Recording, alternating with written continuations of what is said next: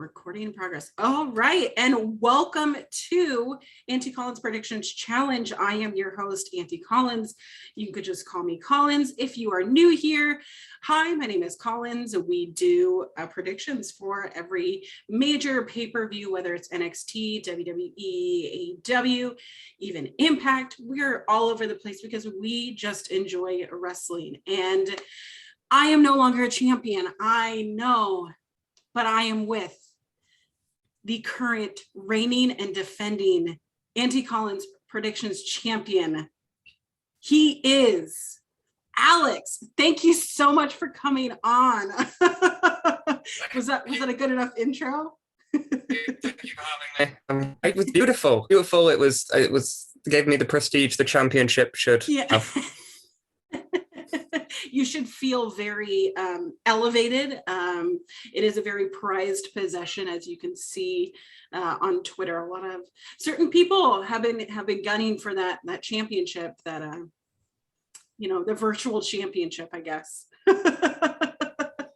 But So we are waiting for the physical championship to be posted over. It's in the mail, maybe. Oh my gosh, the postage on that would be so fun.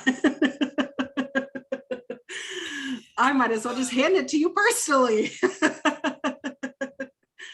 All right. So what we're going to do, we are going to be predicting NXT WARGAMES.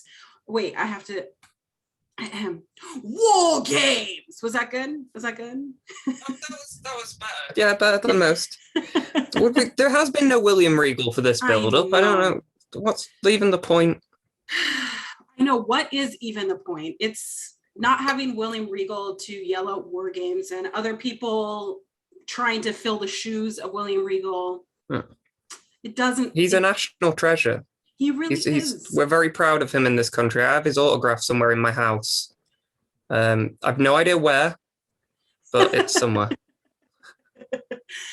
The only wrestling autograph that I have is Kurt Angle, and it was a present from one of my podcast subscribers, now friend, because Kurt Angle is my favorite wrestler of all time. And I cried because I was always a kid wanting autographs, because see him wrestle live. I have never seen him wrestle live. When he was the Raw general manager, I saw him there, and he was in his gear, and I was like, oh my God, I'm going to see Kurt Angle live. And then he never wrestled. We saw him once in, there was a wrestling promotion here called WCPW. I don't know if you've ever heard of them. Yes, I've heard of it, yes. And they just got people over like Cody Rhodes, and they did the pro wrestling thing, and they had Kurt Angle over, and they had him and Bret Hart and Jim Ross and Jim Cornette. Jim Cornette. And then so that was amazing. But he was like, to say that was before he came back and did the Raw GM stuff, just before then. Yeah. And to say like how good he was in that match, like he was doing moonsaults off ladders and stuff. And then when he came back to WWE, and you were like, please stop, Kurt. Yeah, please stop. I could go on for a very long time to talk about my favorite Kurt Angle matches and all of that, but that's all we're talking about. We are definitely talking about NXT, the future possible Kurt Angles. I don't know, in this pay-per-view. Breaker is kind of Kurt Angle. They have little things. I gotta be honest, like Twitter kind of put me off to the whole NXT 2.0. It, seeing people talk about, oh my God, this is so much better, has been weighted by the people on the other side who are saying this is the worst thing ever. This is so watered down. This is SmackDown and Raw light. This is just really tough to consume. But what is your opinion of it before we jump into predicting? It's a tough one because I loved classic NXT, and then it got a bit when they did like the pandemic era. But it's some of it's good, some of it's Von Wagner,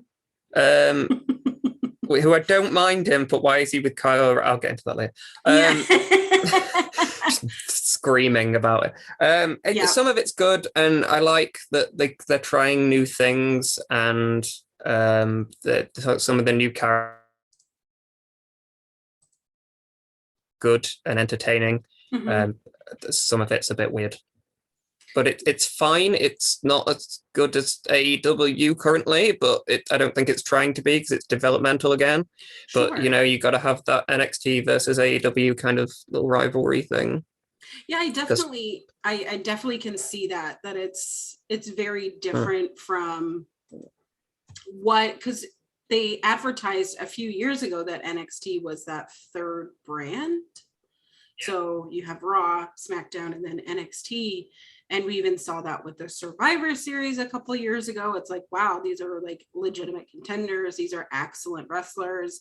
And in my opinion, it made NXT like top tier, like something to watch. But unfortunately, with people moving to the main roster, getting released, getting injured, like it just seems a little like, I come from a theater background. So like you have your like, person who's in the role, and then you have, the person behind. So in case someone is sick, like they can step in, right?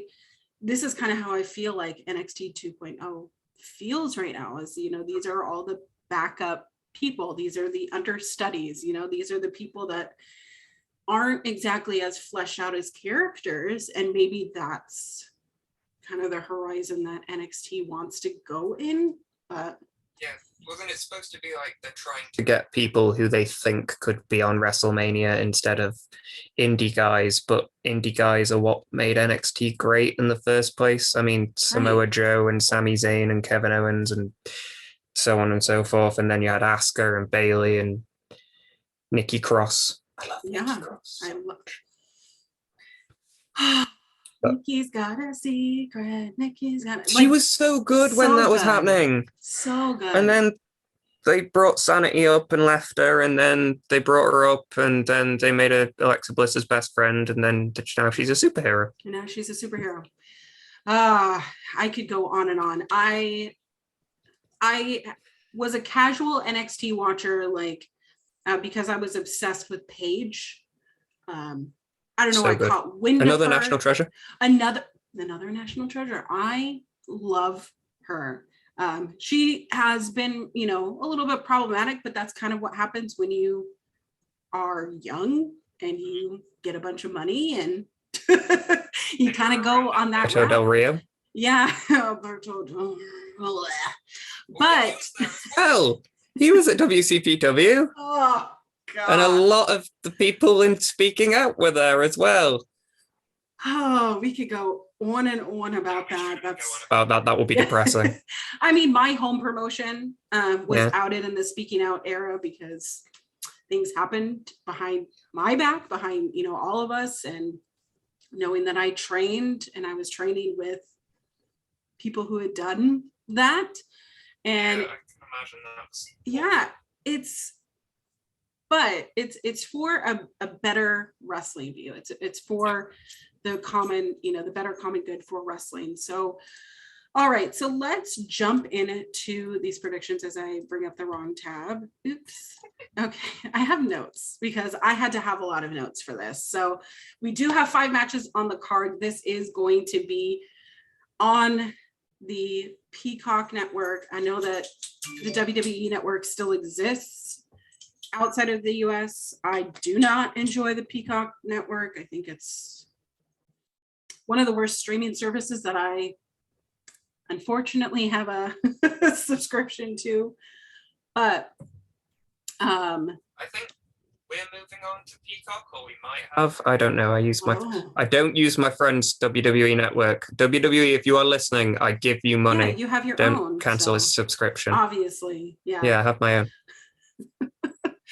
Yeah, it was really sort of daunting going to this, the Peacock network, which is, it's fine for, if you're watching streaming things on the not prime time that people watch things, I have insomnia, so often I'll just turn it on at 2 in the morning, 3 in the morning, and watch a couple episodes of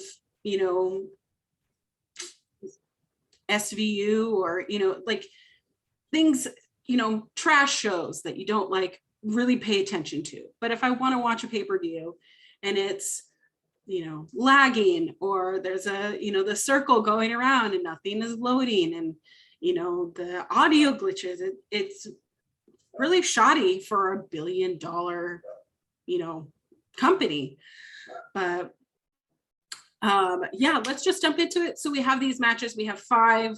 The first one I do want to talk about is one of the NXT WarGames matches. This is the women's match. So it's technically Team Raquel versus Team Dakota. They've been building up this dissonance between them. Team Raquel has Raquel Gonzalez, Io Shirai, Cora Jade, and Kaylee Ray. We know that this last Wednesday, Kaylee Ray did get the upper hand, so they do have the advantage in this match. Team Dakota is Dakota Kai with Toxic Attraction, which is Mandy Rose, the current NXT Women's Champion, with Gigi Dolan and JC Jane, who are the NXT Women's Tag Team Champions. So you basically have kind of what would be old school NXT former champions versus new school current champions. Who do you have winning in this match and why? See, this is the one where I'm really not sure, because they seem to, I'm going to say that a lot. Yeah. they seem to have at WarGames, like you pin your champions and that leads to future things. It was Raquel pinned Io, was it last year's or the year before? Yes. I think Raquel pinned Io last year. That was the... Yeah, and Io's going to do some ridiculous things off the top of the cage, and I'm going to cry and beg for her life. What would be better than her putting a trash can on over her head and jumping from the top? Like, what can she top from that? Good. Can she do a moonsault in the trash can? Oh wait, yeah. Did she do a moonsault in the trash can? I would think it would be similar to if you're putting a jacket on top of a long sleeve shirt where you have to hold the sides in to put it on, because I feel like if you tried to do it, like it would, it'd roll off somewhere. I don't know. I'm not very good at physics. She is. She's very good at physics. Yes, she's very good. I'm going to go with Team Raquel beating Team Dakota, and I think Kaylee Ray is pinning Mandy Rose. Oh. They love having the champion get pinned. They do love having the champion get pinned. Kaylee Ray having this new, because she kind of, coming from NXT UK, kind of, I don't really know what kind of style she had, but it was, what I would think would be, a very European style, very, the long hair, the gear that kind of matches, a little rough on the edges, but she's kind of a little bit polished out right now. She's got like a different, kind of shade of, red hair. Her gear is a little less messy or edgy. It doesn't give her that edge. So I think gimmick over here. Yeah. When she was working, we seen her at some small events, and her gimmick was basically she came out to rave music. She looked a bit messy. She was a bit crazy, and she just kicked people in the head. And I was kind of fine with that. Yeah. But whether that'll work in NXT.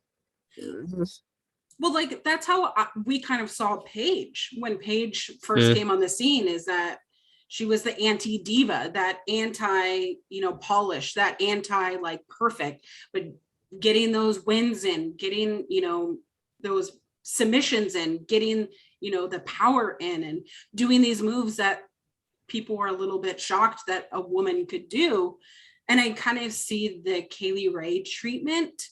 The Paige treatment of Kaylee Ray, but they're polishing her a little bit to the point where I think she is going to be the next champion. Yeah, it wouldn't surprise me. I mean, does the accent put American people off? Accents never bother me because, again, I am not.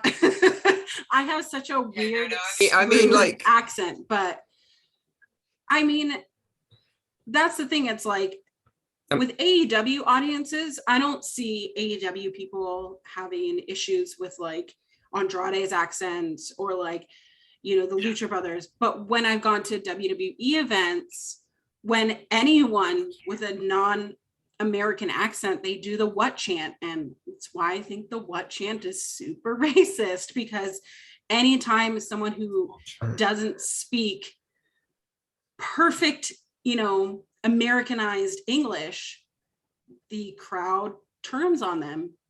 And that's just the condition that WWE has. Yeah. Was it not the thing with Kevin Dunn or something that he thought Becky Lynch shouldn't talk because she had an Irish accent?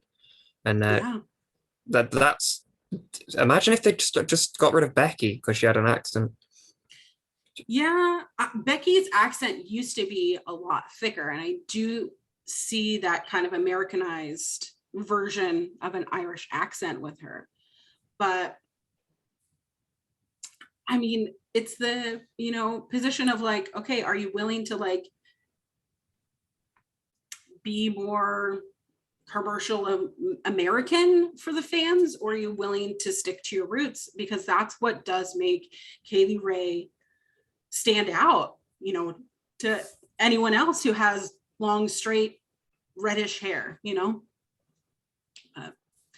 Okay, so you have curly British hair. I can't relate. Kaylee Ray is clearly out here for me. Yeah. No one knows my natural hair color, so we're just gonna say, yeah, purple, curly-ish hair. So you said Team Raquel. I'm going Team Dakota, and this is why.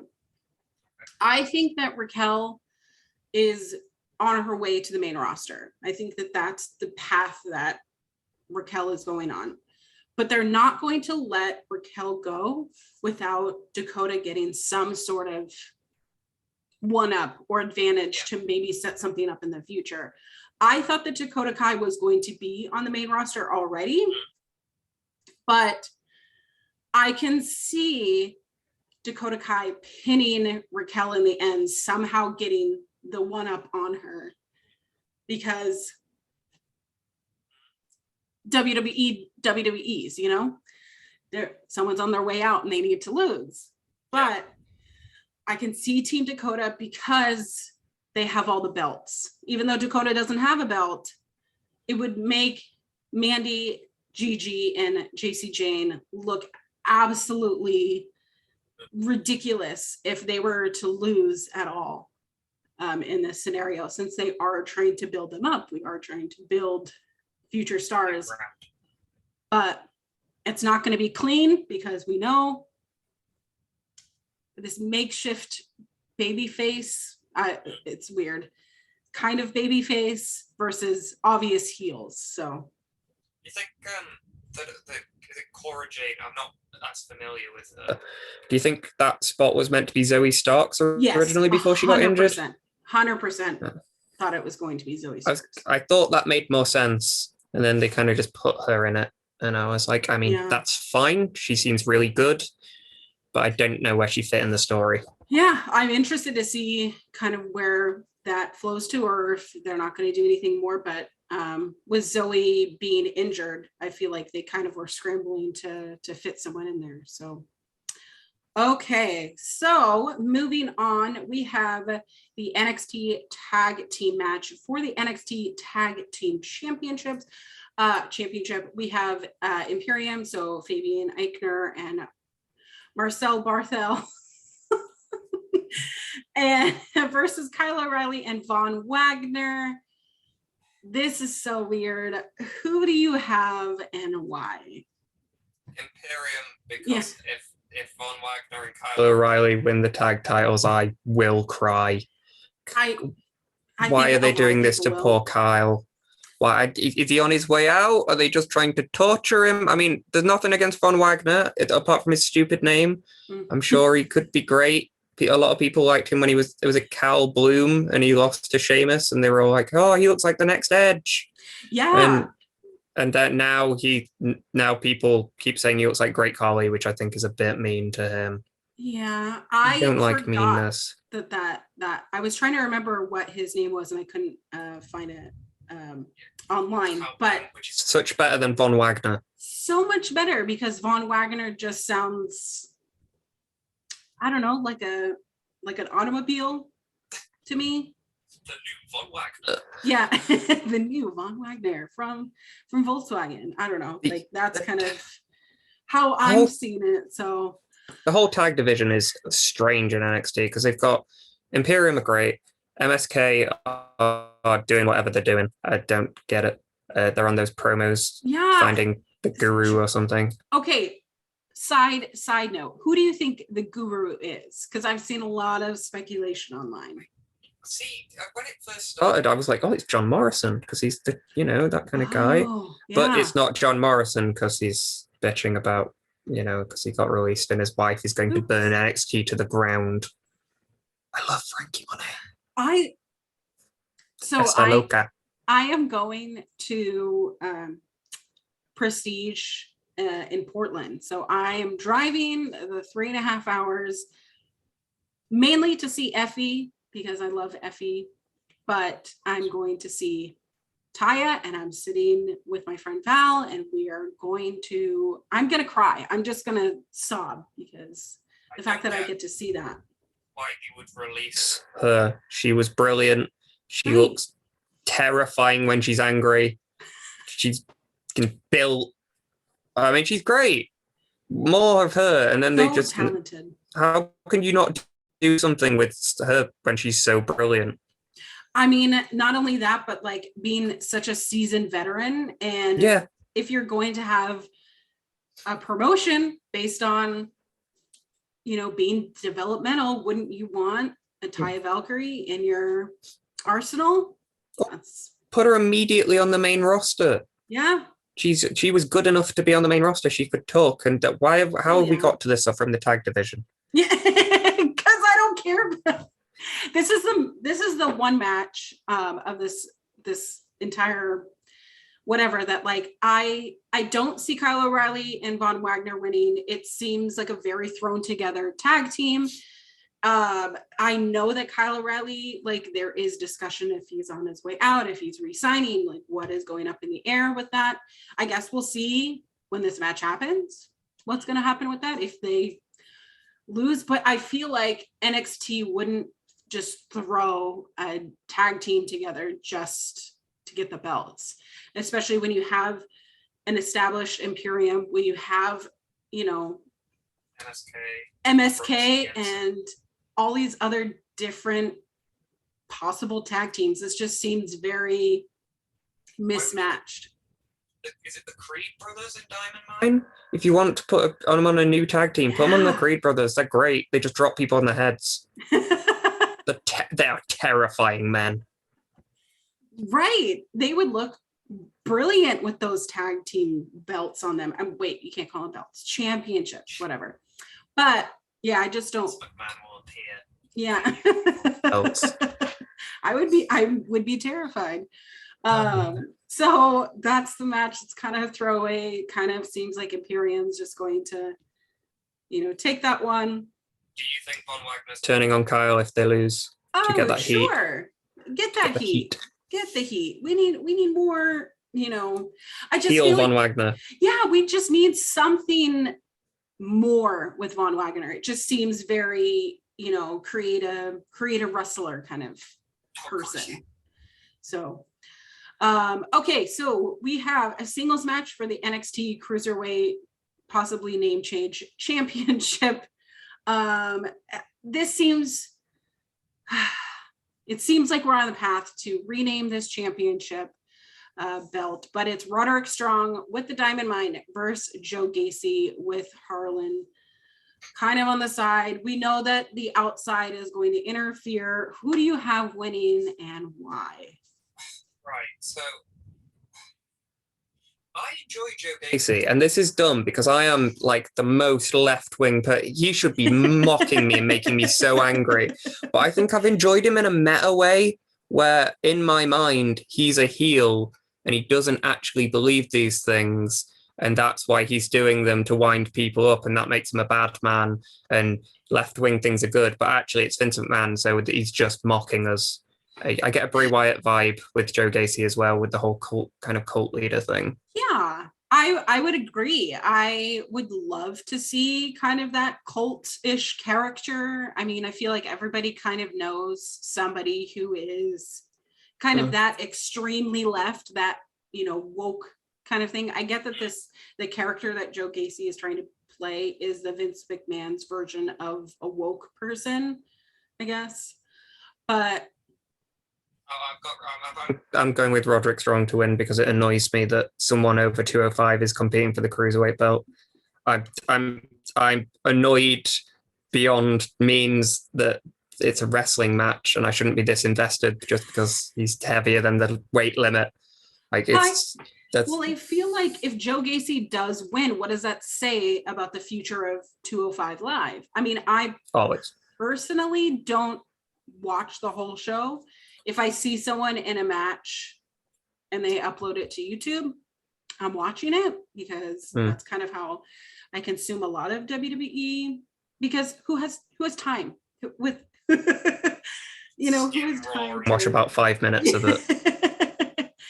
But I think if Joe Gacy does win the NXT Cruiserweight Championship, I feel like that will solidify the future of 205 Live kind of just being main event, Yeah, like he used to be. Yeah. Is it gonna be like the NXT open weight championship, like the never open weight championship, or because he said he was gonna make it all weights, all genders, all that kind of thing? That could be a good gimmick for him.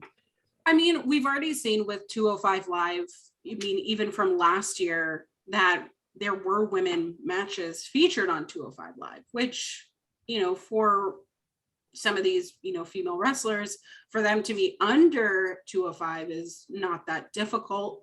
But we've seen all different kind of body types, kind of all different kind of genders on 205 Live, just to kind of get the, It would make sense with that. I mean, I just remembered that Roderick Strong wrestled Odyssey Jones on 205 Live, and I love Odyssey Jones, but he has never been 205. Odyssey Jones is great. But who have you got? Okay, if I'm just picking based on what I feel, I feel like there's more backing with the Diamond Mine, so I would agree with Roderick Strong here, taking the championship, but it's not going to be clean, or it might be a disqualification or something WWE that is going to make people feel a little sour, because we all know that this belt is an afterthought, it isn't. If Diamond Mine do lose it, and what have they got going on? I mean, they've tried to build up the belt and be like, oh, look, it's great, we're Diamond Mine. I love Malcolm Bivens, he's fantastic. I love him so much. Oh my God, best part about NXT, period. So good, he's so good. But they've got nothing. They've got nothing to build around, and then what's the point in them? And then I think, and they're building the Creed brothers and Ivy Nile. She's great. She is like the push-ups and the sit-ups while she's doing submission moves. That is great. It's hot dogging and grandstanding to an nth degree that I freaking love. So, okay, so we have. I shouldn't be as excited for this. It is a hair versus hair match. It is Cameron Grimes versus Duke Hudson. I love hair versus hair matches. I mean, again, I'm a Kurt Angle fan, so the whole it just makes you think of like every hair versus hair match that I have ever loved. And I mean, my favorite obviously is the Kurt Angle one, and because that was just such bollocks. We know that this, look at me saying bollocks. I'm stealing. Soon. Oh my gosh. Okay, so we have this hair versus hair match. I just think that this match is going to be comedy gold. It's going to be just so fun. I don't find Duke Hudson to be anything remarkable his segment on Wednesday was a little bit like, it laid flat a little bit, but I love Cameron Grimes. He's a little bit problematic himself, but as a character, as a wrestler, fantastic. I feel like Cameron Grimes has had his fair share of losses and bad luck. So who do you have? I'll tell you. I feel like you might go to Cameron Grimes. I love Cameron Grimes. I love that like his character was based off him in real life winning, doing well on the stocks. Mm-hmm. Like he's actually made loads of money. We saw him wrestle at Super Strong Style a couple of years ago, and he's just an entertaining human being. I'm terrified that they're going to shave all his hair off. If you shave all of Cameron Grimes' hair off, will he be like Samson from the Bible? Like, will he lose all of his charisma? He's got lovely hair. Yeah, he does have lovely hair. I think Shawn Michaels would be very jealous of his hair, because Shawn Michaels would be very jealous of anyone's hair currently. Sorry, Shawn. I'm sure you watch. Sorry. It's so funny because I often buy wigs for cosplays, and I found a wig that was it's a cowboy hat with hair like attached to it, and I sent it to all of my wrestling friends. I was like, this is the Shawn Michaels special. Like, this is it. Like, it was even like kind of in that like stringy kind of style, where it's curly-ish, kind of got some body to it. Michaels special. But like, could you imagine just like taking anybody seriously and like maybe their hat like flies off and like all of their hair just goes away? Like, what? For sure. Okay. He was a sexy boy, and now he's a wrestling granddad. I'm going to Cameron Grimes out of my heart because I don't want Duke Hudson to win, because he's a wrestler that's a poker player, and I don't like his gimmick. I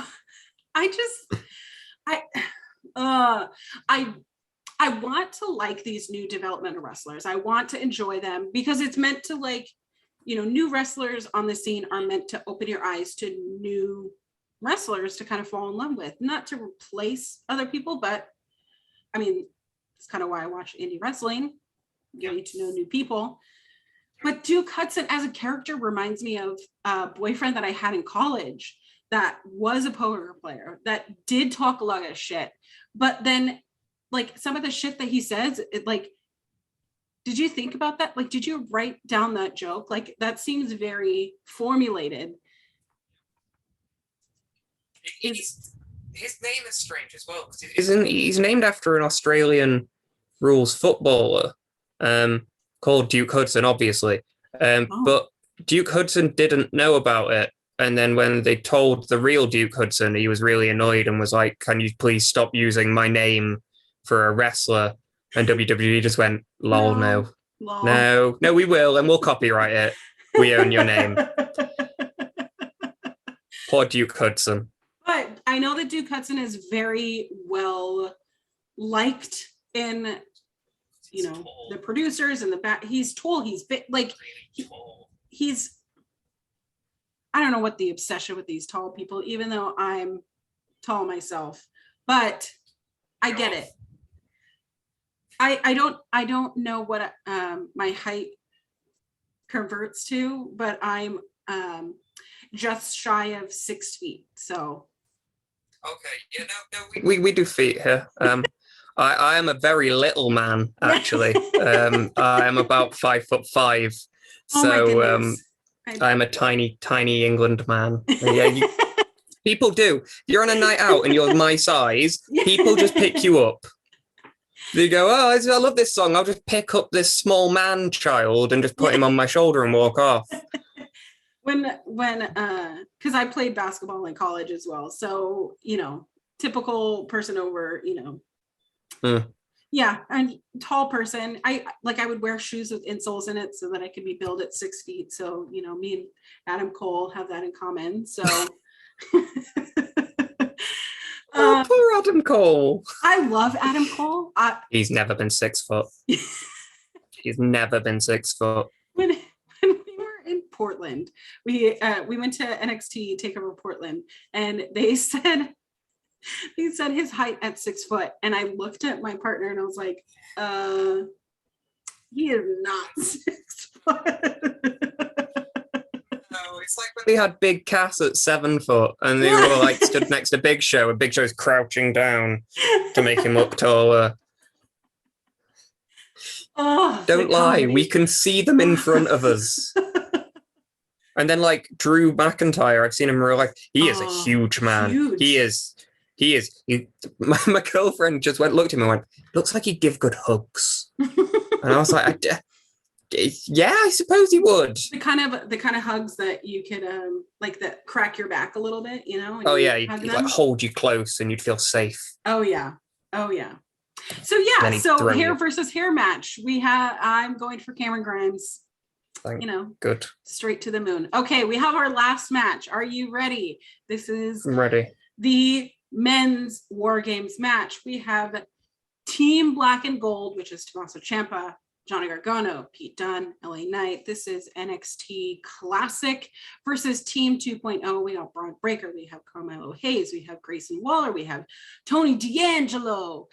I love Tony D'Angelo. And how they are so dumb.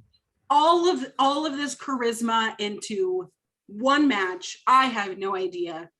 But I do think it's interesting because we have people who have never been in a War Games match against a bunch of people minus LA Knight who have been in a War Games match. Yeah. And I'm a bit confused why LA Knight is there, to be honest. You'd think Kyle would have been a better fit. That's what I thought. But LA Knight, I guess he's older, but he hasn't really been there a long time. I mean, besides for winning the $1 million championship, like, it hasn't really been. Stitches. I love that angle because I love Ted DiBiase and it was great. And then it just disappeared, and I was like, oh, there was a point of that, wasn't it? Yeah. we went into an arcade shop or whatever, just like a secondhand games shop plus an arcade, and they had a thing on the wall because they have, like, you know, Zelda and Sonic and, you know, every single version of Grand Theft Auto, but then they just had this portrait of Ted DiBiase, and I'm like, they just have a portrait of Ted DiBiase, like, look at it, just look at it. It's still your name, such joy. Did they have a photo next to it of like Virgil just really far away? That would be classic. Oh my gosh. Oh my gosh. I should take a picture of it next time we go over there. But yeah, so it's so weird because War Games matches obviously are a lot different than street fight. You know, they're a lot different than, you know, no holds barred match, or, you know, any sort of weapons match. You have that steel cage that is going to fuck you up, you know, like we've seen it brutalize people. I like the stipulation. I like knowing that there are people who, okay, we've been in this before, we kind of know how this goes. And then there are people that, I mean, Carmelo Hayes is the North American champion. Like, you have super over people like Tony D'Angelo. I can't do that.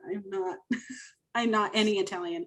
I mean, I probably am. I don't know. But Braun Breaker is, like, if there was a team captain, he would be the team captain of Team 2.0. And then Tommaso Ciampa would definitely be the team captain of Team Black and Gold because he is the NXT champion.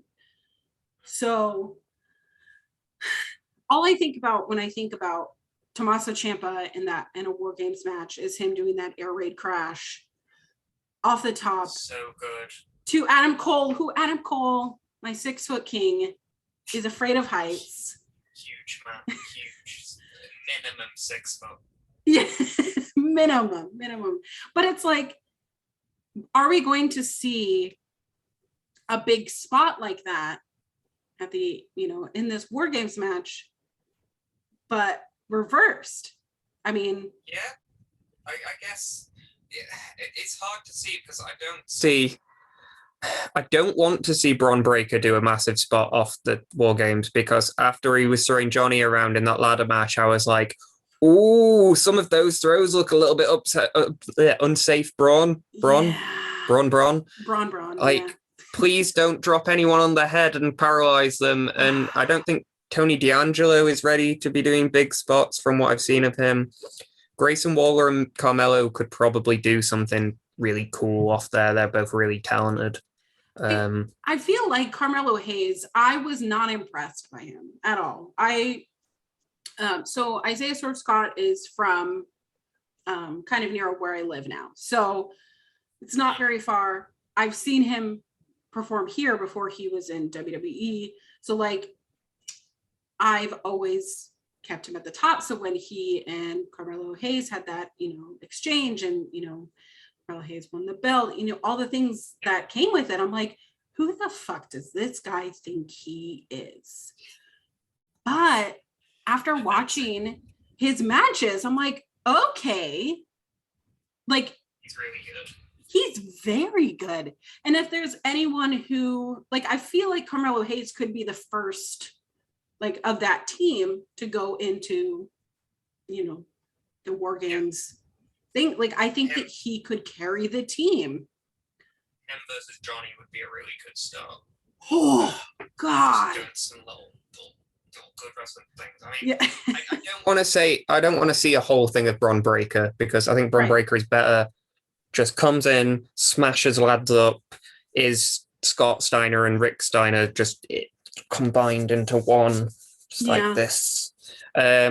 He's a terrifying man, and it's great. But I'm scared he's going to hurt someone. That's the thing that makes me nervous about NXT 2.0 as a whole, is that we are literally getting people in, we saw on Wednesday, people in matches that literally signed like at SummerSlam, and 3 months and they're on television doing matches that it looks questionable to me. It looks a little bit harmful. So it concerns me to see some of these things happening so quickly when, we know, we know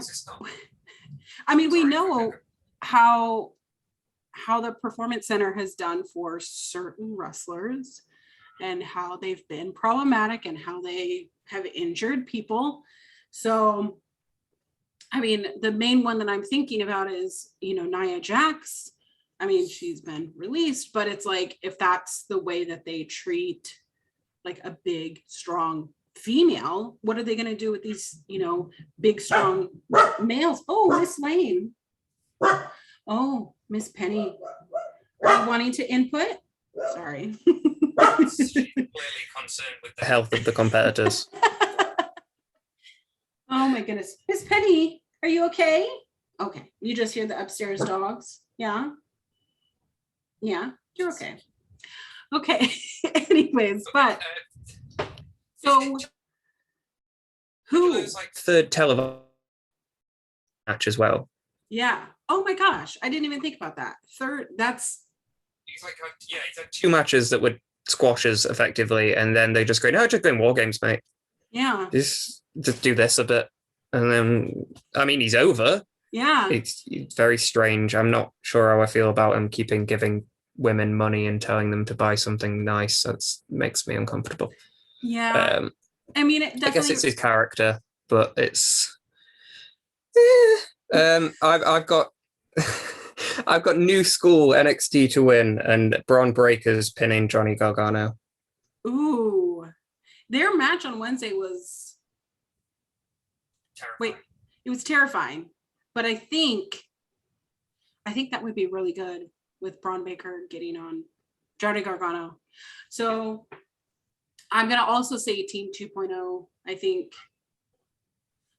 this is so difficult because I could see it always, but let's go with Team 2.0 because I think that they want to shoot Braun Breaker to the top as quickly as possible. So push the newbies. I mean, Ciampa can take a loss. He's still brilliant. Oh, Johnny sure. might be leaving. LA Knight just seems to lose a lot recently, and Pete Dunne is there. I loved Pete Dunne in the UK, but he's just there now. It's another product of someone just being a little bit too polished. It just seems not authentic. It just seems a little bit forced. And I know that Pete Dunne has been working his ass off, getting his body right, getting his nutrition right, like becoming a better wrestler. And it seems very polished for what? Pete Dunne was great in this country because he was a sniveling heel that looked horrible, and he had like his hair over one side and long hair, and he was brilliant. And then now he's orange and was with Ridge Holland for some reason, I guess because they're both British. And then now he's on his own because Ridge Holland is best mates with Sheamus. That's all English people are. We're just best friends with other people from near us. We love them all. Well, all in all, I'm hopeful for NXT 2.0. I thought Wednesday's episode was like a good episode, but they've had some misses. I'm interested to see how this WarGames is always fun, even if it goes horribly wrong. WarGames is always fun. Yeah, just because it's a spectacle, and someone might get their head shaved. So what more could you want? Oh my gosh, I just remember that. Someone's going to get their head shaved. Let's go. Let's shave. Let's go. Should we do the predictions, Heather? No, let's not do that. Let's not do that. Please don't. No, that would be horrible. Yeah, no. No. We can, the loser can snip a piece of their hair. That would make sense. Yeah. Okay. Yeah. Do that on the. Yeah. God, I hope it's good. Not me. Oh my gosh, Alex, thank you so much for coming on. I've had so much fun, and I'm excited to see how this pay-per-view, I guess it's a pay-per-view since it's tomorrow. So, yes, it's a Sunday night. It feels like a pay-per-view. It feels like a pay-per-view. It's not a takeover, it's a pay-per-view. It's not takeover. All right, well, thank you so much. Where can people find you on social media if they'd like to follow you? Thank you for having me. That's a very good question. I should know my Twitter, and it's at Christmas Dino on Twitter. I think it's the same on Instagram, maybe. That's where I am. I'm not that entertaining. I just shout a lot about wrestling and cats. So perfect. We love it. That's all that matters in life is wrestling and cats. I've been Collins. That's been Alex. Thank you so much and have a wonderful day. Bye.